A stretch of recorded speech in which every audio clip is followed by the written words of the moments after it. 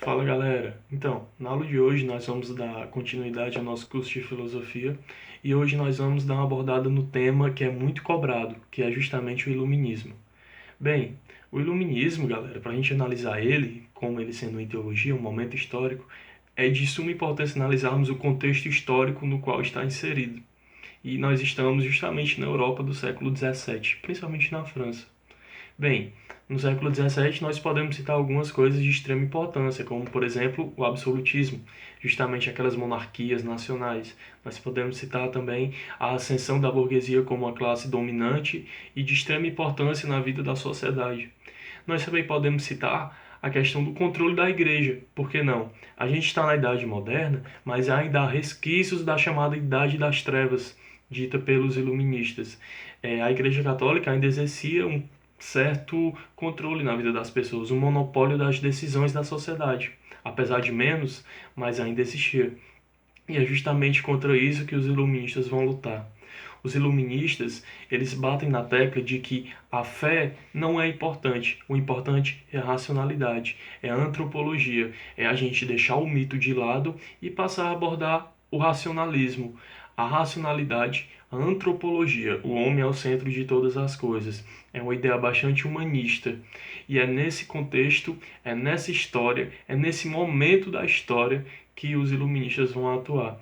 Os iluministas, eles são contra o poder da igreja na vida das pessoas e também são contra dogmas, que são aquelas ditas verdades incontestáveis. Os iluministas, eles vão bater justamente nessa tecla. Bem, quanto aos aspectos da política, eles são contra o absolutismo. Eles acreditam que o rei não pode interferir diretamente na vida das pessoas. Um rei não pode influir diretamente na vida dos seus cidadãos e dos seus servos. E se a gente parar para pensar, os iluministas, eles foram uma base intelectual do que seria a Declaração Universal dos Direitos Humanos, que é justamente essa ideia de mais liberdade, de menos interferência do governo na vida das pessoas. Quanto ao aspecto econômico, eles são bastante liberais. Tem um cara que é iluminista, que é um inglês chamado Adam Smith, que ele escreveu esse livro aqui, ó, A Riqueza das Nações. Esse livro é muito vendido hoje ainda, galera. Então, independente do seu pensamento político e econômico, eu acho que vale muito a pena ler esse livro.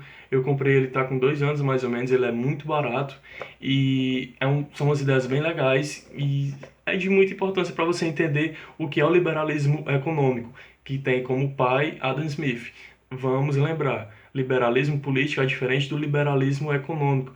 O liberalismo político é defendido por John Locke, que também é um iluminista. O Locke é um inglês que defende justamente a ideia da propriedade privada.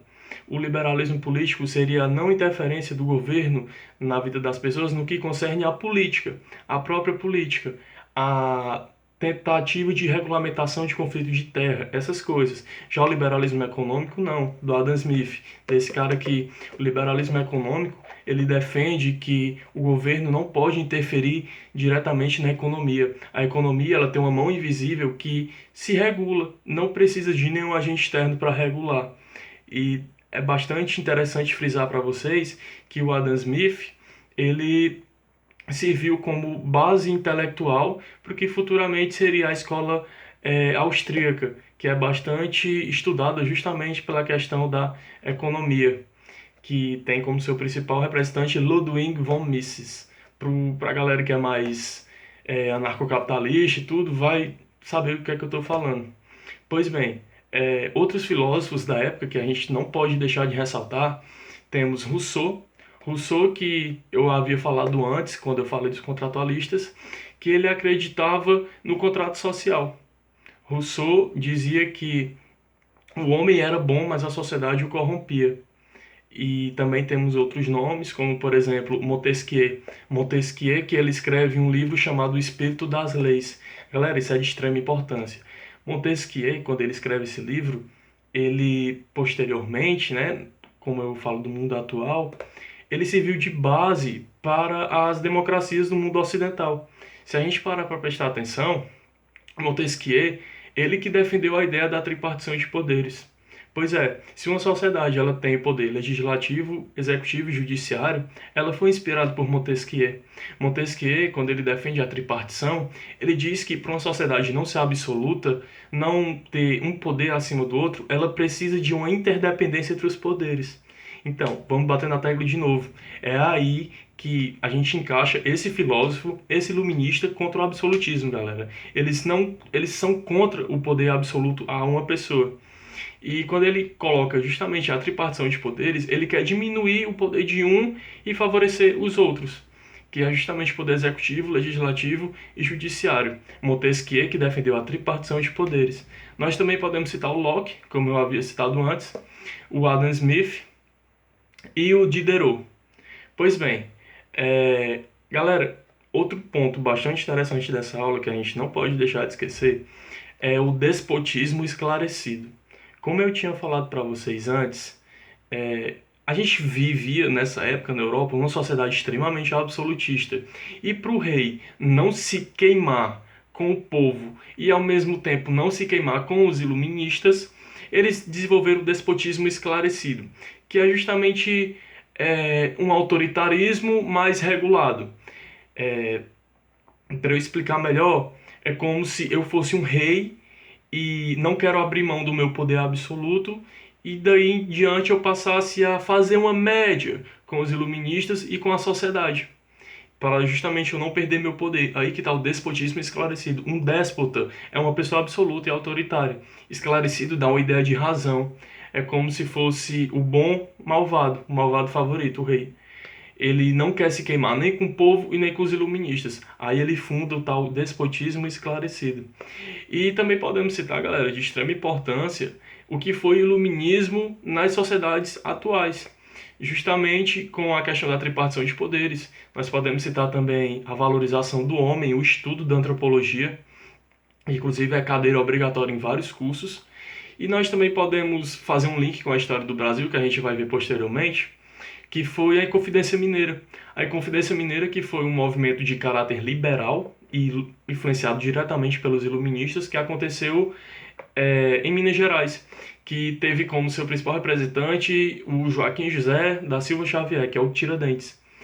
E é de extrema importância a gente associar isso, porque as pessoas aqui do Brasil, dessa época, eles tiveram essa ideia de razão, eles tiveram essa ideia de racionalidade, de lutar contra o poder absoluto, que no caso era exercido pela coroa portuguesa, com altos impostos, com a cobrança do quinto, com a derrama e outros meios de cobrar a colônia, como a gente falou que havia um pacto colonial, e desfavorecendo a colônia. E a partir desse momento, nesse ideal de racionalidade, que essas pessoas da colônia brasileira passam a lutar contra a coroa portuguesa. Galera, vamos recapitular tudo.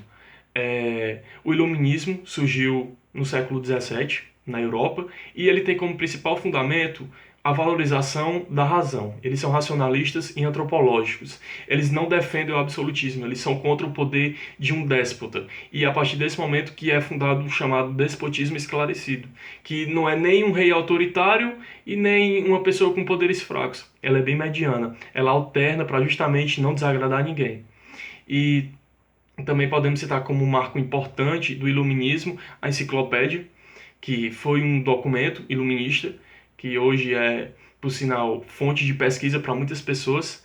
Nós também podemos citar a Declaração Universal dos Direitos Humanos e fazemos links históricos, como, por exemplo, a Inconfidência Mineira, que aconteceu no Brasil, que foi um movimento diretamente influenciado pelo iluminismo, e também a questão da tripartição dos poderes, executivo, legislativo e judiciário, que eles são independentes, mas são ligados entre si, que é justamente a ideia da tripartição de poderes no Barão de Montesquieu.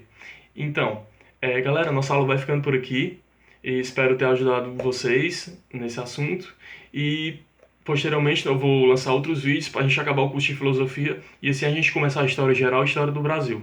Galera, é muito bom contar com o carinho de vocês. Se vocês puderem deixar seu like, se inscrever no canal, me ajudaria bastante. Eu que não estou ganhando nada com isso, eu só quero mostrar um pouco do que eu sei para vocês. E é isso. Valeu, fui!